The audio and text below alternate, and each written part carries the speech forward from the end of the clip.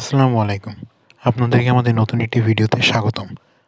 আজকে ভিডিওতে আমরা কথা বলবো দুবাই ভিসা রিলেটেড কাজকর্ম নিয়ে কতদূর কি আপডেট পাওয়া গেল তা আপনাদেরকে আজকে জানাবো।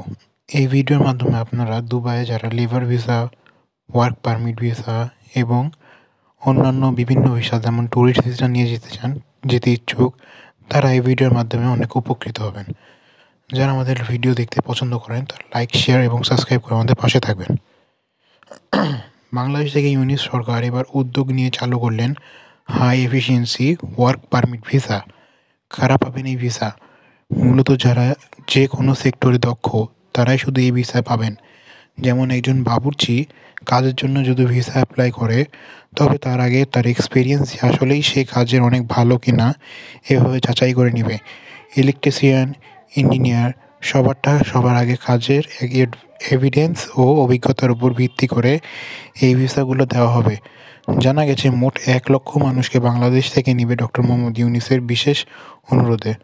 আগে এসব ভিসা শুধু দক্ষিণ এশিয়া থেকে ভারতীয়রা পেত, তবে এবার বাংলাদেশিরা অ্যাপ্লাই করতে পারবে। এসব ভিসার আন্ডারে গেলে তাদের স্যালারি 2 থেকে 3 গুণ বেশি হবে।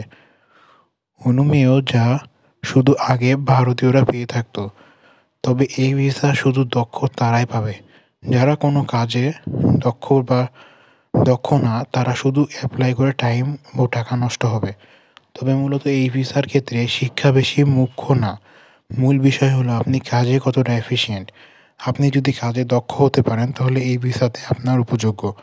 আপনি যদি মনে করে থাকেন আপনি কোনো কাজে দক্ষ বা আপনার উপযুক্ত এভিডেন্স বা অভিজ্ঞতা আছে, তাহলে আপনি ভিসার উপর অ্যাপ্লাই করতে পারেন। আপনি যদি কোনো কাজ না শিখে থাকেন, সেক্ষেত্রে এই ভিসা আপনার কোনো উপকারিতায় আসবে না। এই ভিসার মাধ্যমে বাংলাদেশ থেকে বিভিন্ন দেশে দুবাইয়ে যেয়ে স্পেশাল ওয়ার্ক পারমিট ভিসা পেতে পারেন, যা ভারতীয়রা পেয়ে থাকতো, এবং এখন থেকে বাংলাদেশে ইউনিয়ন সরকারের অনুরোধে এই ভিসাটি বাংলাদেশে চালু করা হবে। এরকম আরও আপডেট পেতে আমাদের ভিডিওতে লাইক করবেন, সাবস্ক্রাইব করবেন। আসসালামু আলাইকুম।